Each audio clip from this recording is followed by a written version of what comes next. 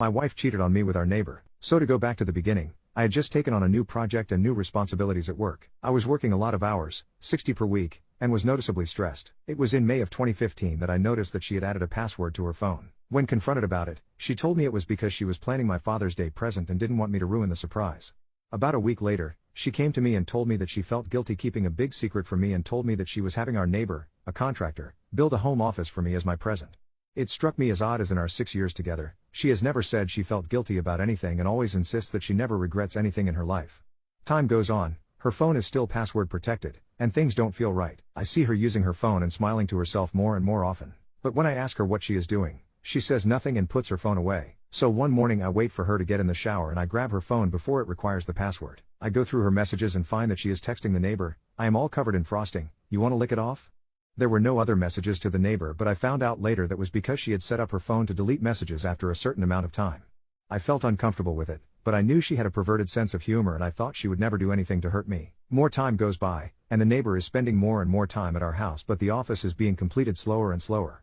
I can't help but worry that something isn't right, so I start checking her location using Google Timeline. It was at this point that I realized that there were large gaps in her GPS history because she was turning off her phone's GPS fast forward to July, and at this point the paranoia is driving me nuts, so I tell her that I need to install new antivirus on her phone.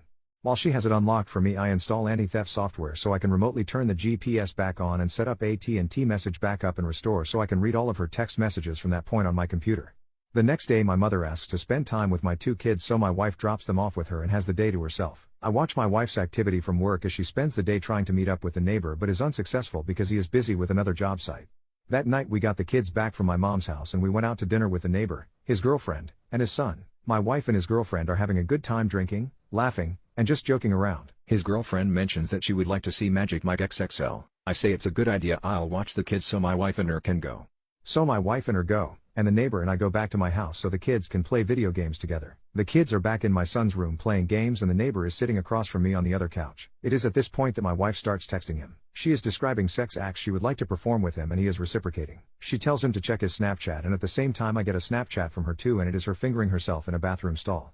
They keep talking, trying to figure out when they can meet up and have sex. They decide on Monday morning after I go to work. So in my head I had already planned to pretend to leave and circle back to catch them. But then they tell each other that they love each other and it is all I can do to not leap off the couch and knock him out. But I contain myself and continue reading the conversation unfolding in front of me. Then he tells her, "You're my girl now," to which she replies, "Always have been," ending with him writing, "and always will be." My wife and the neighbor's girlfriend return from the movie, and I ask them, politely, to sit down. I then ask the kids to stay in my son's room and shut the door. I return to the living room and confront my wife and the neighbor. I say, "So you two love each other, huh?" My wife goes into full-blown denial mode and the neighbor's girlfriend starts smacking him. I ask my wife if she has been texting him. She says no. So I show her the text messages. She admits to it but says it was the first time it had gone that far. I ask my wife if she has sent him pictures. She says no. So I showed her the picture. She admitted it but said it was the first time. I ask her if she is having sex with him and she says no. Because I didn't wait to catch them having sex together, I didn't have evidence to prove her wrong, so that one stayed unresolved. I tell her that I am leaving her. She tells me that she will make sure I never see my kids again if I do. She planned on using the fact that I had attempted suicide in high school to prove me unfit to have the children. She continued to say that it was my fault for being so busy with work and stressed out, that she just wanted someone she could talk to. Then she gives me an ultimatum to decide what I'm going to do or she will decide for me. The neighbor's girlfriend starts defending the two of them, saying that it couldn't have been serious if they weren't having sex and that my wife and I are too perfect together to let this break us up. The neighbors go home and my wife and I argue for the rest of the night about what we are going to do. We go to bed separately, having not resolved anything. We kept going back and forth on the subject all weekend and finally settled that we were going to separate temporarily while we figured out what we wanted.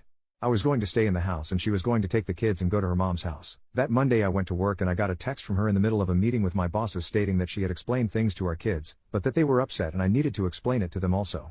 I get home from work to find my kids crying. She had told them that mommy had to move out because dad was mad at her. When my son wanted to stay with me, she told him that he can't. My son put it together that if mommy has to move out because I'm mad at her and he must move out, then I must have been mad at him too. My daughter was crying because my son was. I don't think she was old enough to understand what was happening. It was at that moment I realized she was going to drag the kids through hell if I left her, so I swallowed my feelings and begged her to stay. She agreed and insisted that I apologize to our neighbors since we were still going to need to hang out with them because our sons are good friends. I hate it, but I do it anyway. We still hang out with them from time to time and they come to our various birthday and holiday parties. But I'd do anything for my kids, and I behave civilly every time. Things died down for a while. I still think about it constantly. I worry about how I can keep from making her so unhappy that she cheats on me again. Then almost a year after the original incident, around Father's Day again, she sends him pictures again. She claims it was an accident and that she meant to send them to me instead. I don't fully believe her, but I move on anyway. Things have been quiet on that front for about 4 months now, but I still think about it constantly. This is going to sound stupid, but I feel like I have a part of my brain that I can't shut off. That is always thinking. I used to use that to solve programming problems and it made me very good at my job. But ever since this incident, the only thing it thinks about is her and him and if I did the right thing. My job performance has suffered and I feel like I haven't gotten sleep in months. I'm afraid that after this much time, and the fact that I begged her back, that to say that I want a divorce now would only make her more vindictive towards my children and I. I just feel like I have put myself so deep in a hole that I can never get back out. I haven't really talked to anyone about this. I didn't want to talk to my mom about it because I felt she would treat my wife differently and I didn't need the two fighting any more than they already do. I tried talking to one friend about it, but his advice was to put my trust in God, but that was not much solace for me as I am an atheist. So I have no clue what to do with my feelings or how to move on from this. Update: my wife cheated on me with our neighbor. The update reads, "Thank you all for your suggestions.